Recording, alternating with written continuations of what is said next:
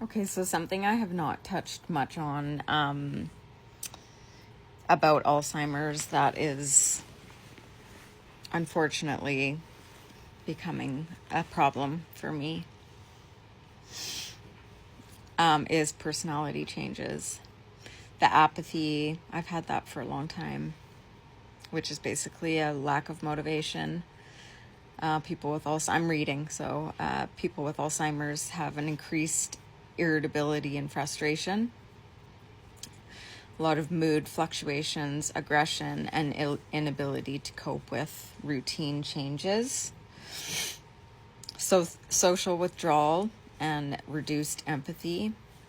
So becoming more isolated, withdrawn, and appearing less emotionally engaged or sympathetic towards loved ones. Impulsive and disinhibition. Irrational decision-making, uncharacteristically poor judgment, or compulsive behavior. Suspicion and paranoia. Some people develop unfounded fears and paranoid beliefs. And a loss of conscientiousness, which is like a dropping standards in dutifulness, self-discipline, or task completion. And I wanted to explain why, because, I mean, this is a disease of the brain. Our brain is dying, right? And so for the person who's struggling with Alzheimer's, it's not their fault.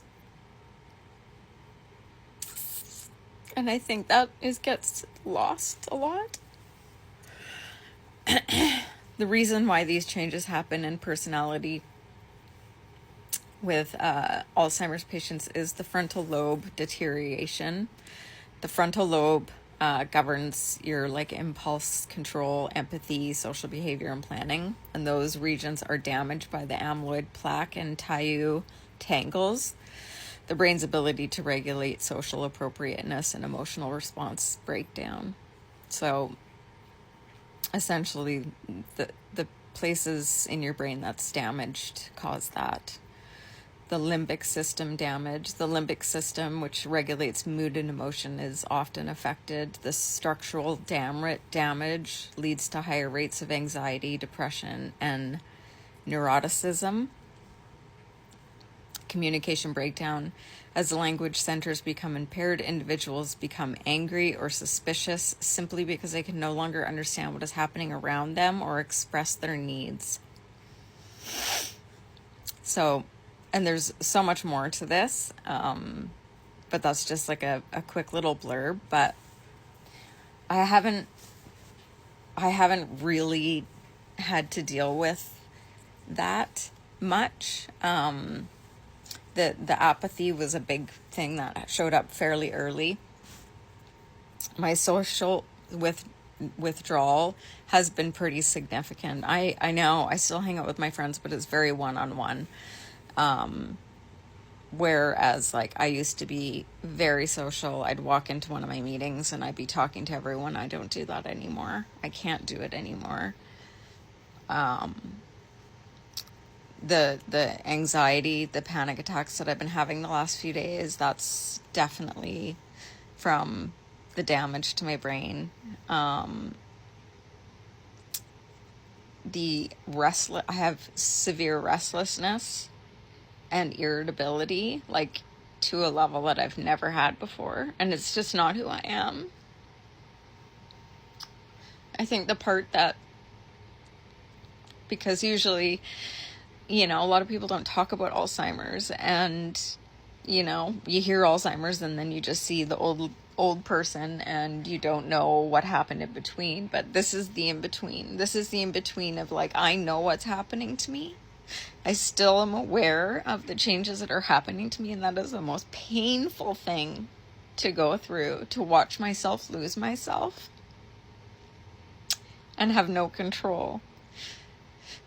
I've been able to regulate, manage, seek therapy, do all the things to control any sort of behavioral issue. These are not anything that I can use any of the tools that I have. And I'm not saying this for sympathy. I'm saying this for education, because I think when you see a person with Alzheimer's and they're being like irrational or like quick to anger or irritable, like today I just spent my whole day obviously having a panic attack, but like restless beyond belief. like so unsettled, and it's really painful because I have no control over it.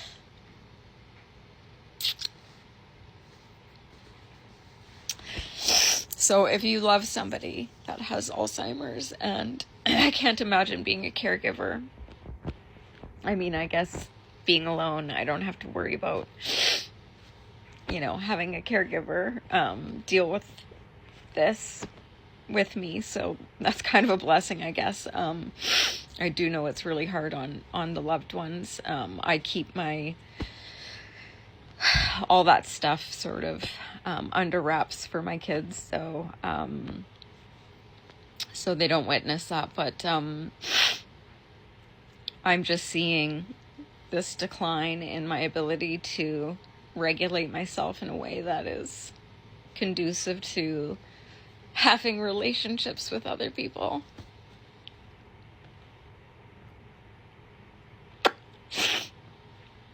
And I love people.